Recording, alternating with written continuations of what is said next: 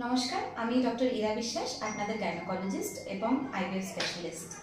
আজকে আমরা একটা বড় টপিক নিয়ে ডিসকাস করতে চলেছি। আমরা আজকে খুব বিস্তারিতভাবে ডিসকাস করব হোয়াট ইজ আইভিএফ, আইভিএফ কী হয়। সবার আগে আমরা ডিসকাস করে নিই আইভিএফ এর ফুল ফর্মটা কি। আইভিএফ এর ফুল ফর্ম হলো ইন ভিট্রো ফার্টিলাইজেশন। এবার আমি কিছু কোয়েশ্চেন্স রেডি করেছি, আমি ডিসকাস একটা নিয়ে আমি টপিকটা তুলব। আইভিএফ এর মানে কি হয়, কোন কোন কারণে কি কারণে আমরা আইভিএফ করি। সো আইভিএফ আমরা যখন একটা কাপল অলরেডি 1 ইয়ার অফ আনপ্রোটেক্টেড কয়টাসের পরেও সন্তান লাভ করতে পারেন না, তখন আমরা ওই কাপলটাকে সাবফার্টাইল বা ইনফার্টাইল কাপল বলি। ইনফার্টিলিটি বা সাবফার্টিলিটির অনেকগুলো কারণ থাকে। কারণ কি হয়, এটা যদি আমরা দেখি, এটা ফিমেল রিপ্রোডাক্টিভ অর্গান। এখানে আছে আপনার একটা uterus, ovaries and tubes. So একটা ভালো একটা নর্মাল প্রেগনেন্সির জন্য we need a healthy uterus. Healthy uterus মানে ওর মধ্যে কোনো টিউমার থাকবে না, কোনো ভিতরে পলিপ বা অ্যাবনর্মাল টিস্যুস থাকবে না, বা কোনো অ্যাডিনোমাইসিস থাকবে না। আর ওভারিজগুলো যেন নর্মাল হয়। ওভারিজ থেকে অনেক হরমোনস বেরোয়, অনেকগুলো ডিম এভরি মান্থে একটা ডিম বেরোয়। ওই জন্য the ovaries should also be healthy. ওভারির কোনো প্যাথোলজি থাকলে হবে না। ওভারির প্যাথোলজি মানে পিসিওডি থাকলে চলবে না, বা কোনো সিস্টের প্রবলেম থাকলে চলবে না। থার্ড মোস্ট ইম্পর্টেন্ট এর মধ্যে হলো টিউবস দুটো। এটা যদি আপনি দেখেন, এই টিউবটা ফোলা, এটা একটা অ্যাবনর্মাল টিউব, কিন্তু এই ফ্যালোপিয়ান টিউবটা সুস্থ। তার মানে টিউবগুলো খোলা থাকতে হবে। প্রতি মাসে যখন ডিমগুলো ওভারির থেকে ফুটে বেরোয়, তখন এই টিউবের দ্বারা এটা ইউট্রাস অবধি ট্রাভেল করে। সো টিউবগুলো যদি খোলা না থাকে, তাহলে কিন্তু প্রেগনেন্সি হবে না। তো মোটামুটি বোঝা গেল যে ইউট্রাসের বা ওভারিজ বা টিউবের কোনো প্রবলেম হলে কিন্তু বাচ্চা হবে না।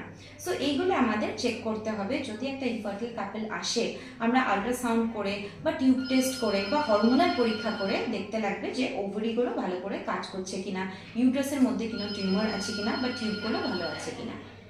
এবার যদি আমরা এক স্টেপ আগে যাই, এক স্টেপ পরে যাই, তাহলে আমরা কি দেখতে পাই যে নেক্সট পেশেন্টের কোনো হরমোনাল অ্যাবনর্মালিটি আছে কিনা, থাইরয়েড প্রবলেম, প্রোল্যাকটিন হাই আছে, বা অন্য কোনো ডিজিজে পেশেন্ট ভুগছে কিনা। সো একটা general health check up, hormonal লেভেলগুলো ঠিক আছে কিনা ওটা দেখতে হয়। কিছু পেশেন্টের একটা রোগ হয় যেটাকে বলে এন্ডোমেট্রিওসিস। এন্ডোমেট্রিওসিস মানে যেটা ইউট্রাসের ব্লিডিং, ওটা ভিতরে দিকে যায়। মানে এমনি ইউজুয়ালি মেন্সেসের সময় কি হয়, পিরিয়ডসটা বাইরে চলে আসে, ওনাদের ব্যাকফ্লো হয়ে সিস দেখা যায় এই পেশেন্টগুলোতে। ওদের মধ্যেও কিন্তু ইনফার্টিলিটির প্রবলেম অনেক বেশি দেখা যায়। তো আমরা এখন বলে দিলাম যে মহিলাদের কি প্রবলেম হতে পারে। সেম ওয়েতে পুরুষ মানুষেরও কিন্তু প্রবলেম হতে পারে।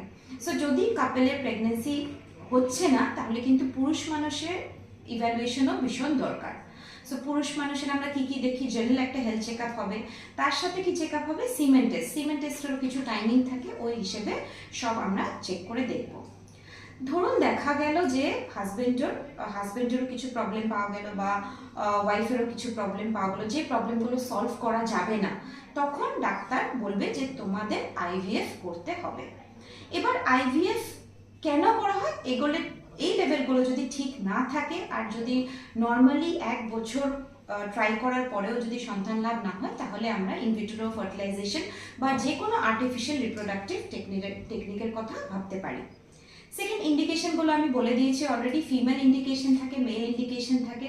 ফিমেল ইন্ডিকেশনের মধ্যে যেমন ধরুন সার্ভিক্সের প্রবলেম আছে, কিছু টিউমার আছে যেটার জন্য ফার্টিলাইজেশন হচ্ছে না ভিতরে, বা টিউব ব্লক আছে, এই ক্ষেত্রে কিন্তু আমরা আইভিএফ এর কথা ভাবতে পারি। কখনো কখনো অনেক কাপল ভীষণ আপসেট হয়ে যায়, হোপলেস হয়ে যায় যে আমাদের সাকসেস হয়নি, 3 বার হয়ে গেল, 4 বার হয়ে গেল। So that is the thing, কি মেডিসিনস ইউজ হচ্ছে, কি রোগের জন্য, কি ইন্ডিকেশনের জন্য আইভিএফ এর পদ্ধতিটা ইউজ হয়েছে।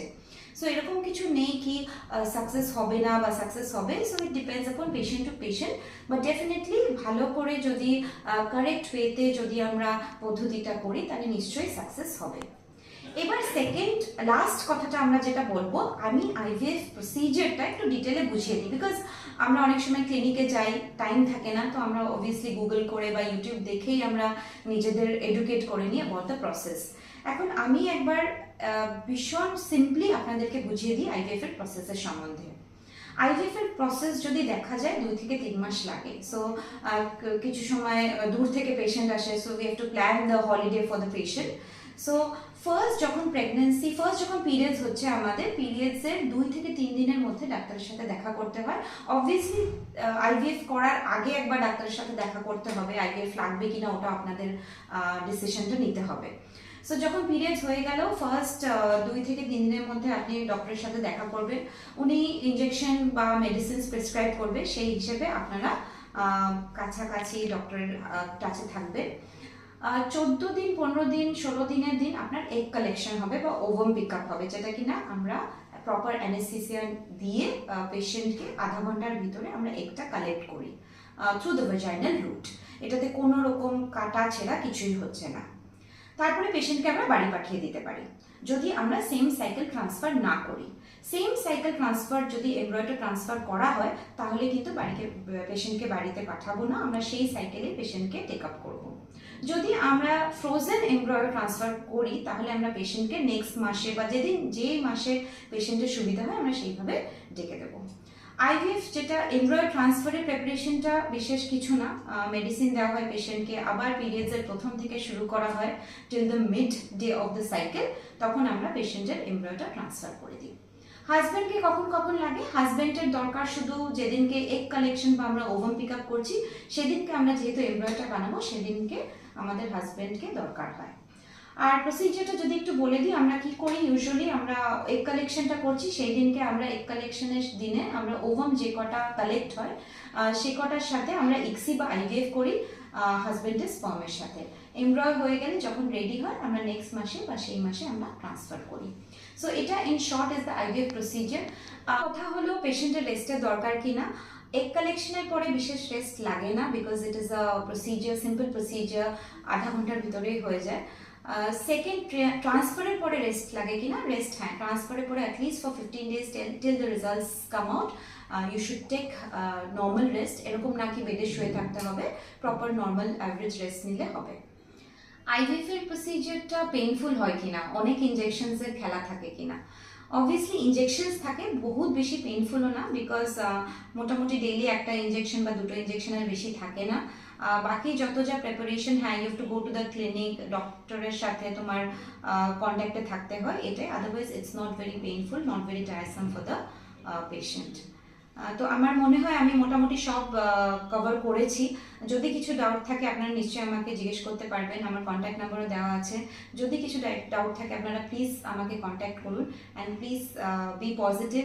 আইভিএফ করলে নিশ্চয়ই সাকসেস হবে, মাইন্ডটাকে ভালো রাখতে হবে, you have to trust God. Thank you.